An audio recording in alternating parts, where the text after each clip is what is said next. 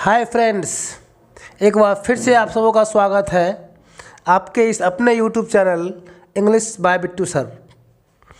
अब हम लोग आज का क्लास स्टार्ट करें एक लाइन के साथ। Life is not simple, you have to fight to live here.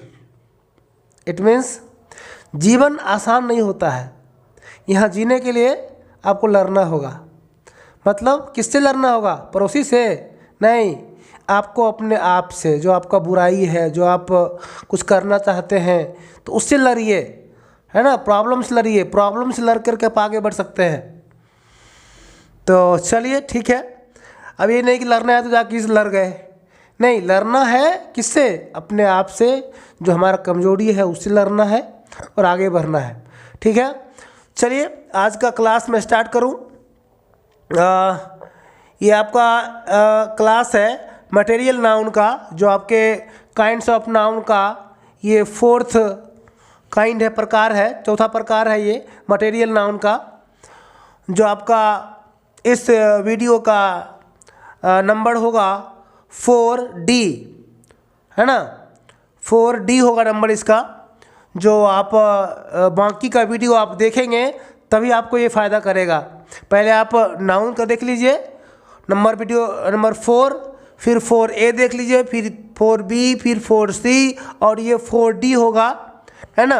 तो आप जा कर के एक बार देख लेंगे वीडियो, फिर आपको ज़्यादा समझ में आएगी क्लास। चलिए, तो हम लोग पढ़ते हैं मटेरियल नाउन का डेफिनेशन क्या कहता है। चलिए, a word which is used as the name of a metal, matter, liquid etc which cannot, अब यहाँ पे कैन नॉट साथ लिखा जाता है, can not be counted, only can be weighted and measured is called material noun. अब इसका आप हिंदी लिख सकते हैं, वह शब्द जो किसी धातु कोमा पदार्थ कोमा तरल इत्यादि के नाम के लिए इस्तेमाल किया जाता है, जिसे गिना नहीं जा सकता है, केवल मापा या तौला जा सकता है, कोमा मटेरियल नाउन कहलाता है। अब ये बात क्या कहता है, डेफिनेशन क्या कहता है, एकदम सटीक आपको समझ में आएगी कि क्या होता है मटेरियल नाउन।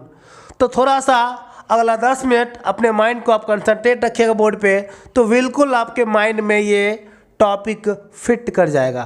ठीक है, चलिए अब हम लोग समझने का प्रयास करते हैं क्या कहता है।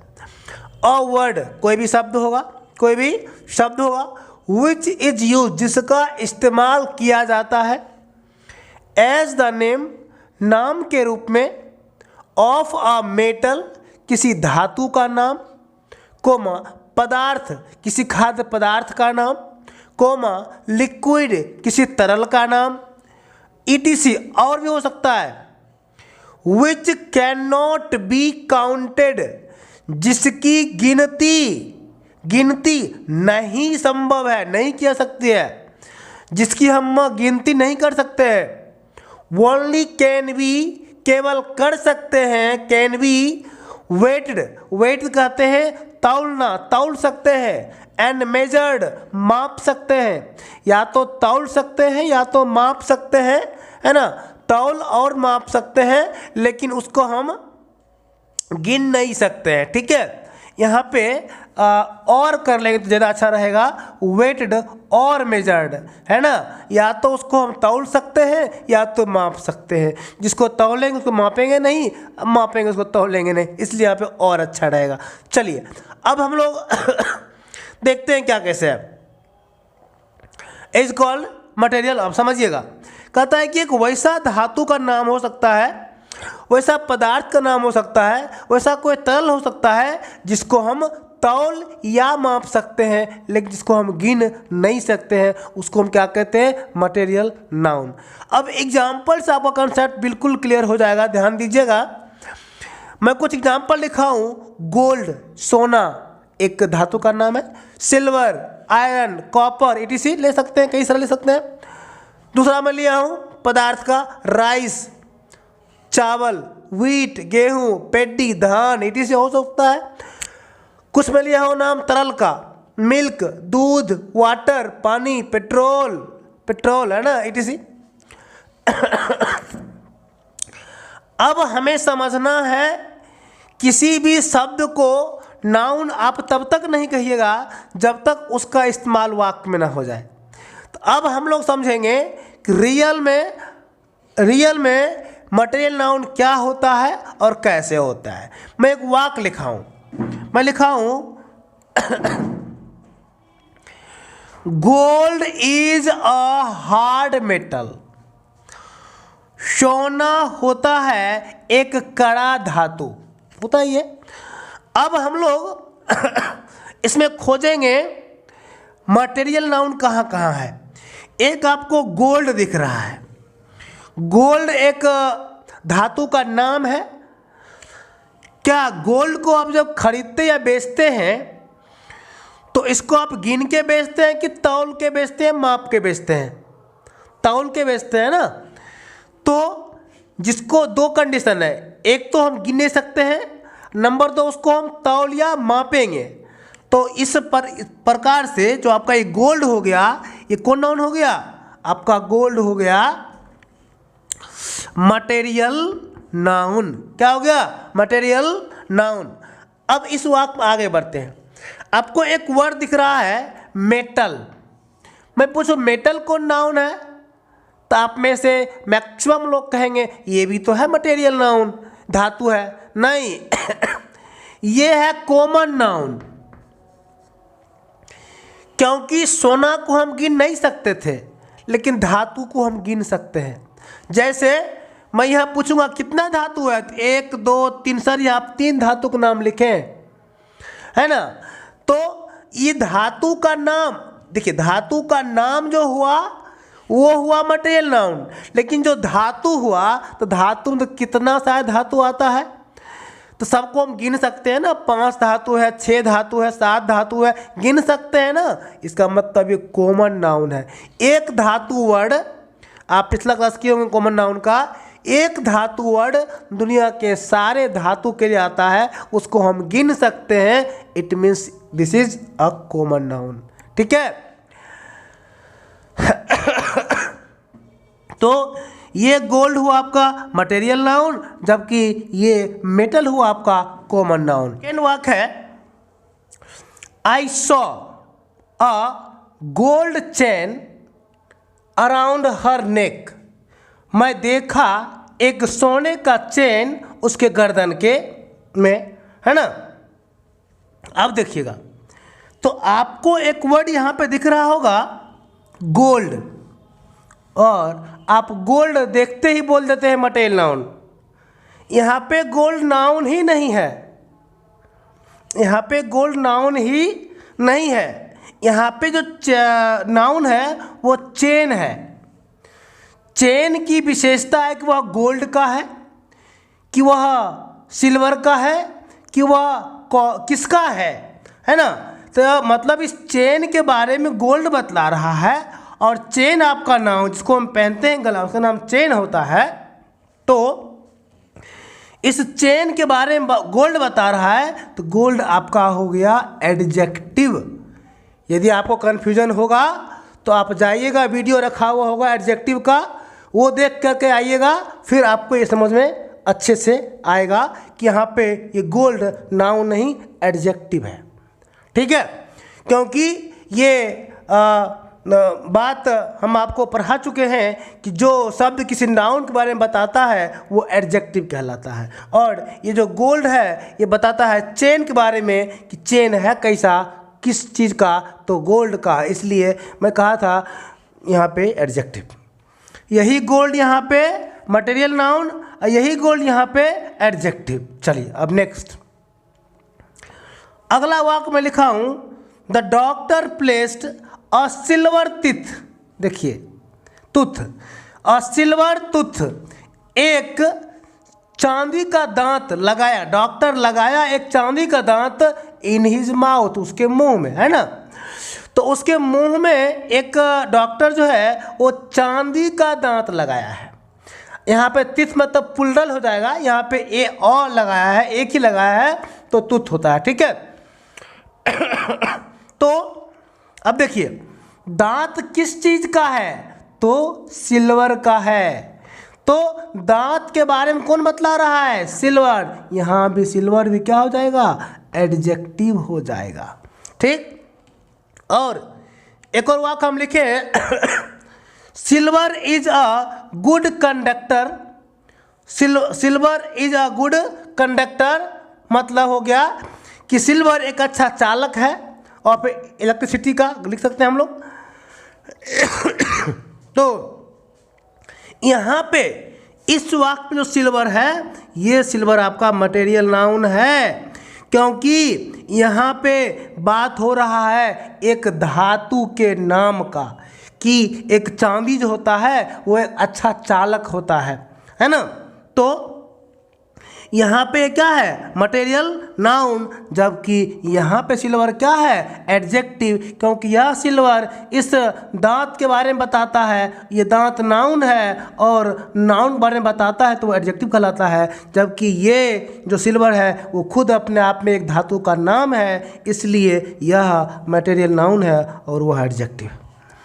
अब आगे बढ़ते हैं। अगला है राइस, चावल, इज सोल्ड, बेचा जाता है। चावल बेचा जाता है एट 50 रुपीज़ पर केजी, है ना, कि चावल जो है वो 50 रुपया केजी बेचा जाता है। तो यहाँ पे चावल क्या है, एक पदार्थ का नाम है चावल, तो इसको हम कह सकते हैं मटेरियल नाउन। और इसका एक अलग फॉर्म में हम देख सकते हैं, कैसे, he has 5 kg of rice, अरे व्हीट, मतलब कि गेहूं का 5 kg, उसके पास गेहूं का 5 kg है ना। दुनिया में गेहूं बहुत है, तो उसमें से मैं 5 kg का बात कर रहा हूं। गेहूं कितना, 5 kg। अब ये हो जाएगा एडजेक्टिव। आगे हम सुनाए कैसे होता है यहाँ, क्यों देखिए ये नाउन है आपका गेहूं। गेहूं कितना, 5 kg, 4 kg, 3 kg। तो यहाँ जितना चीज़ हम डालेंगे 2 kg, तो गेहूं 2 kg, 5 kg गेहूँ 5 kg, 4 kg गेहूँ 4 kg। मतलब यहाँ ये जो है इस गेहूँ बारे में बताता है, इसलिए यहाँ पे ये एडजेक्टिव हो जाएगा और ये यहाँ पर नाउन है। तो कौन नाउन है, तो मटेरियल नाउन है, क्योंकि यह एक पदार्थ का नाम है। यहाँ भी मटेरियल नाउन है और यहाँ भी मटेरियल नाउन। यहाँ पर राइस लिखे हैं, यहाँ पे व्हीट गेहूँ लिखे हैं, ठीक है। एक और वाक्य देखिए, ही नीड्स 10 kg ऑफ पेडी, है ना, मतलब उसे आवश्यकता है 10 kg किसका, धान का। तो धान भी क्या हो गया यहाँ पे, मटेरियल नाउन, मटेरियल नाउन हो गया। अब आगे बढ़ते हैं। अगला वाक्य है the petrol is the petrol in this tank, tank कहते जिसमें हम एक ऐसा सिलेंडर को टैंक कहते हैं, है ना। तो petrol in this tank is leaking out, मतलब इस सिलेंडर से पेट्रोल निकल रहा है। पेट्रोल का गाड़ी को टैंक कह सकते हैं आप। उसमें अगर पेट्रोल लीक कर रहा है तो निकल रहा है, आप बोल सकते हैं कि पेट्रोल, इस टैंक में जो है पेट्रोल क्या हो रहा है, तो लीकिंग आउट, बाहर निकल रहा है, ठीक है। तो आप देखेंगे ये जो पेट्रोल है, ये पेट्रोल क्या है, एक तरल का नाम है, इसलिए यह हो गया मटेरियल नाउन, मटेरियल नाउन। अब अगला वाक्य देखते हैं, आई नीड, मुझे आवश्यकता है 1 लीटर ऑफ पेट्रोल, मुझे 1 लीटर पेट्रोल की आवश्यकता है। तो फिर भी चाहे इस फॉर्म में रहे या इस फॉर्म में रहे, दोनों फॉर्म में कहलाएगा मटेरियल नाउन, है ना। कुछ भी वाक्य बना सकते थे आप, वाटर से, मिल्क से, पेट्रोल से, कुछ से भी वाक्य बना सकते थे, और कई सारे तरल का नाम होता है, सब का सब क्या हो जाएगा हमारा, मटेरियल नाउन। अब हम लोग अगला वाक्य और बढ़ेंगे और देखेंगे। कहता है द काव इज ग्राजिंग, गाय चर रही है, गाय चर रही है, ग्रास घास। अब बताइए घास को आप गिन सकते हैं? नहीं ना, तो घास को तो आप माप के तौले कर काम करेंगे, तो इसलिए यहाँ घास भी कौन नाउन है? मटेरियल नाउन है ना। और इन द फील्ड गाय चर रही है घास, कहाँ? मैदान। यहाँ पे ऑन द फील्ड भी होता है और इन द फील्ड, यहाँ पे दोनों सही हो जाएगा, तो उसको ध्यान रखिएगा आप। तो अब आप ध्यान देंगे यहाँ पर जितने भी नाउन का फॉर्म था मैं इस्तेमाल कर दिया हूँ, और जहाँ जहाँ एडजेक्टिव का फॉर्म था वो मैं बतला दिया हूँ। मैं ऐसा आशा करता हूँ कि आपको ये नाउन समझ में आया होगा। और एक बात ध्यान रखिएगा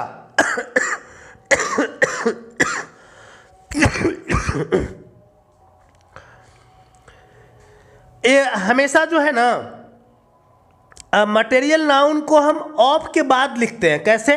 देखो 5 kg ऑफ व्हीट है ना, 1 ग्लास ऑफ वाटर, तो वो ध्यान रखिएगा कि हमेशा किसी भी मटेरियल नाउन को मैक्सिमम कंडीशन में ऑफ के बाद भी लिखा जाता है ना।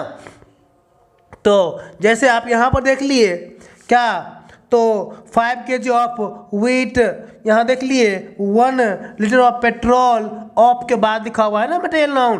तो ये आप ध्यान रखेंगे कि ऑफ के बाद ऐसा क्यों होता है, समझिए। क्योंकि दुनिया में पेट्रोल बहुत है, उस पेट्रोल का मुझे 1 लीटर चाहिए। दुनिया में धान बहुत है, पैडी बहुत है, उस पैडी का मुझे 10 kg ही चाहिए। इसलिए ये धान आपका नाउन है, मटेरियल नाउन, ये तो उसका क्वांटिटी की तरह कितना चाहिए आपको, है ना।